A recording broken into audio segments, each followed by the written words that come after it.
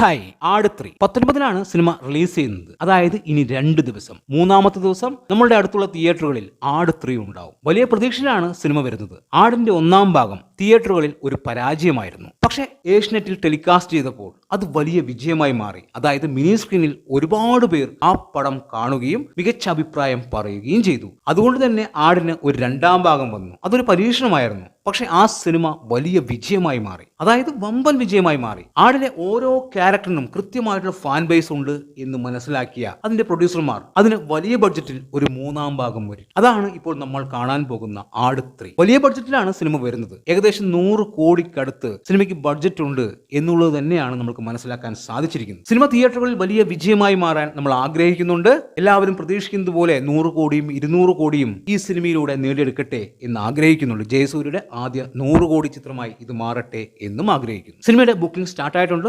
നല്ല രീതിയിലുള്ള ബുക്കിംഗ് ഇപ്പോൾ വന്നുകൊണ്ടിരിക്കുന്നുണ്ട്.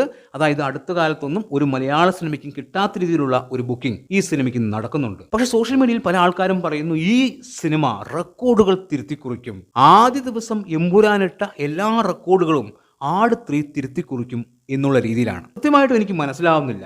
ഇവർ ഈ ലോകത്തൊന്നുമല്ലേ ജീവിക്കുന്നത്? എന്താണ് ഇവർ ഉദ്ദേശിക്കുന്നത്?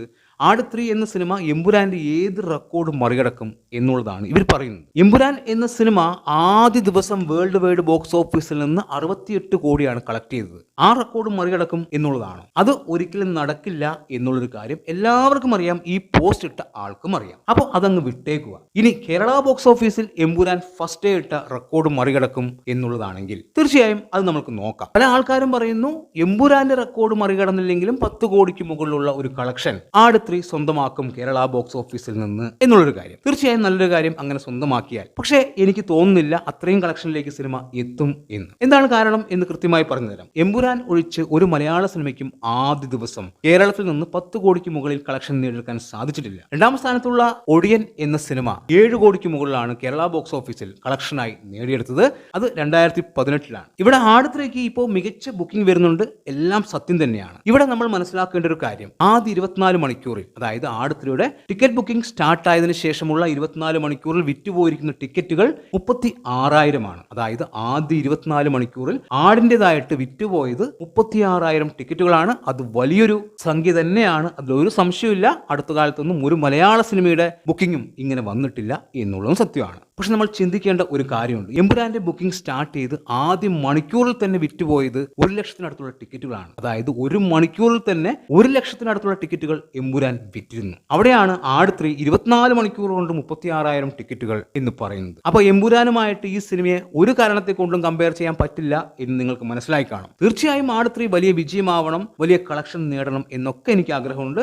പക്ഷെ ഇത്തരം വിവരക്കേടുകൾ പറയുന്നതിനോട് നമുക്ക് യോജിപ്പില്ല. അതായത് ആട് 3 അങ്ങനെയാവും ഇങ്ങനെയാവും എന്ന് പറയുന്നതിനോട് നമുക്ക് യോജിപ്പില്ല. ഫസ്റ്റ് ഡേ 10 കോടി പോയിട്ട് 6 കോടി പോലും ഈ സിനിമ നേടാനുള്ള സാധ്യതയില്ല. സിനിമ മികച്ചതായി കഴിഞ്ഞാൽ ഒരുപക്ഷെ 6 കോടിയോളം എത്തിയേക്കാം. അതിനപ്പുറത്തേക്ക് ഒരു കളക്ഷൻ ഈ സിനിമ കേരളത്തിൽ നിന്ന് നേടുമെന്ന് എനിക്ക് തോന്നുന്നില്ല ആദ്യ ദിവസം. വരും ദിവസങ്ങളിൽ സിനിമ മികച്ചതായി കഴിഞ്ഞാൽ കളക്ഷൻ മുകളിലേക്ക് പോകും, അത് വേറെ കാര്യം. പക്ഷെ ആദ്യ ദിവസം ഈ പറഞ്ഞതുപോലുള്ള ഒരു കളക്ഷൻ ഒന്നും വരാനുള്ള സാധ്യതയില്ല എന്നുള്ളത് എല്ലാവരെയും ഓർമ്മപ്പെടുത്തുന്നു. എമ്പുരാന്റെ കളക്ഷൻ റെക്കോർഡ് തിരുത്തണമെങ്കിൽ ആ ഹൈപ്പിൽ ആ രീതിയിൽ ഒരു സിനിമ വരണം. ഇപ്പോൾ ദൃശ്യം 3 ഏപ്രിൽ 2-ന് റിലീസ് ആവുന്നു. സിനിമയ്ക്ക് വലിയ രീതിയിലുള്ള ഹൈപ്പുണ്ട്. ആ സിനിമ എമ്പുരാന്റെ കളക്ഷൻ റെക്കോർഡുകൾ ഒരു പക്ഷേ മറികടന്നേക്കാം. അല്ലാതെ ഈ അടുത്തൊന്നും മറ്റൊരു സിനിമയ്ക്കും അത് മറികടക്കാൻ സാധിക്കില്ല. എന്തായാലും ആട് 3 എന്ന സിനിമ 19-ന് റിലീസ് ചെയ്യുകയാണ്.